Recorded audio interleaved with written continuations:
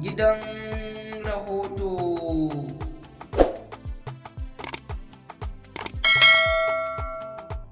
To jama'a assalamu alaikum, barkanmu da sake kasancewa a cikin wannan channel ta mai albarka mai suna gidan rahoto. A yau dai muna ɗauke da labarin wannan baiwar Allah mai suna Hassana Ishaq wacce ta fito ta ciwa Aminu daurawa mutunci akan wani wa'azi da ya gabata. Don haka kafin mu tsunduma cikin shirin kai tsaye muna buƙatar ku danna alamar subscribing sannan ku danna alamar ƙararrawar sanarwa. Za mu je hutun rabin lokaci kafin mu kawo muku shirin gadan-gadan, ku dakace mu. Kamar yadda muka yi muku alƙawari mun dawo cikin shirin kai tsaye.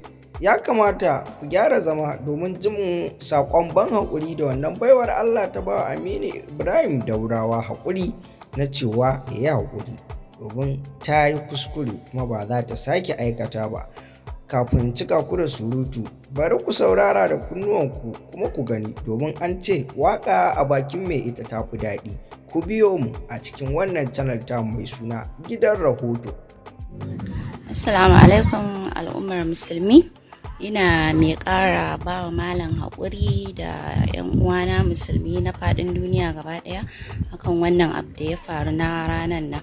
So na yi audio na ba da haƙuri amma na ga kamar bai gamsar da mutane ba, shine na ce bara na yi bidiyo. Ina mai ƙara ba wa kowa da kowa haƙuri akan wannan kuskure da na yi. So ni ba na faɗa don na ɓatanci ga malam ko kuma na aibata shi ba, Allah ya ga zuciyata. Amma ina mai ƙara ba wa malam haƙuri da al'ummar musulmi, Allah Ubangiji ya samu dace. Sannan masu aibatawa da tsinuwa da zagi, ya kamata mu gane duk abin da ya samu dan uwanmu musulmi bai kamata a ce ka zo kai kana musulmi a ce kai ne zaka fara aibata shi ba. Ya kamata idan zaka yi mai addu'a shirya kai masa, domin kai ma baka san taka kaddarar ba. Babu wanda ya san ƙarshen sa sai ya mutu tukunna ka tabbatar ka yi ƙarshe. So ya kamata a ce mu dinga kyautata wa 'yan uwan musulmai zato. Idan dan uwa ya yi abu, ba wai burin ka kawai kai ta daga hotonsa kana tsine mai kana aibata shi ba, domin kai ma baka san naka kaddarar ba. So shi kwara shi ma ya ga tasa kaddarar, to wanda bai ga tasa kaddarar ba bai kamata ya zagi wanda kaddara ta faɗa masa ba. Sannan ina dai ƙara bada haƙuri dai again.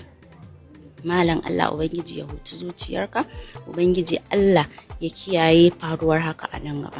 Sannan abokai da ƙawaye da 'yan uwa suna ta waya cewa an kama ni kaza, wasu sun ce an mun duka, wani ma ya ce an kwakule min ido. To alhamdulillah dai gani a gida, yawwa gani a gida alhamdulillah, ina cikin ƙoshin lafiya. Yawwa ina mai ƙara ba al'ummar musulmi haƙuri da duk wanda ya ga wannan bidiyo. Ubangiji Allah ya kiyaye faruwar haka a nan gaba. Na gode.